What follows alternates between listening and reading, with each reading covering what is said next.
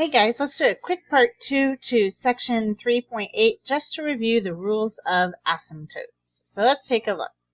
Vertical asymptotes, that's this direction, occur where the denominator of the reduced fraction is 0. So anytime we have a reduced fraction where the denominator is 0 or an undefined fraction, an undefined function, we've got a vertical asymptote. And vertical asymptotes cannot be crossed. So if your function is going like this, it's going to stop when it gets to that vertical asymptote. It is not going to cross. Horizontal asymptotes, that's going this direction, occur at y equals 0 if the degree of the denominator is greater than the degree of the numerator. So let's say we've got an x cubed and an x. We're going to have a horizontal asymptote at y equals 0. Y equals 0 will give us a horizontal asymptote. Now, they can move if the degrees are equal and the ratio of the leading coefficient is r.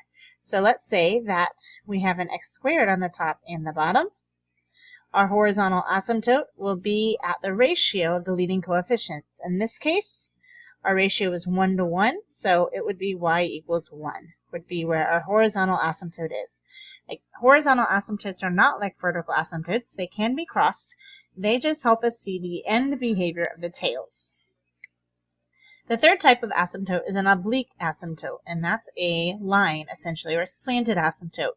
It occurs if the degree of the numerator is 1 more than the degree of the denominator, and the remainder is not 0.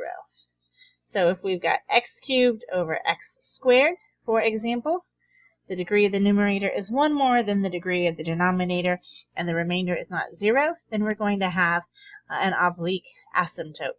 So here's a little memory trick mnemonic to help you remember these asymptote rules.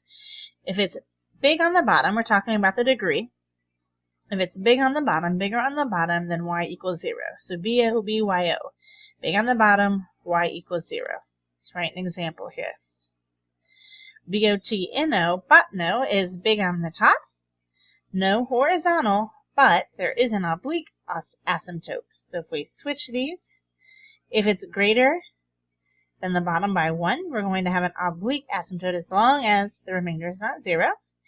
And EATSDC, I don't know how you would pronounce that, but exponents are the same. Divide coefficients to see where the horizontal asymptote is. So x squared over x squared, exponents are the same, so you'll divide the coefficients to see where the horizontal asymptote is. Now these rules are just for horizontal and oblique asymptote.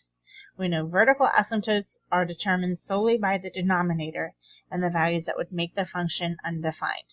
So this is just a quick review of those asymptote rules. You do need to commit these to memory, so spend some time learning these in whatever way works best for you.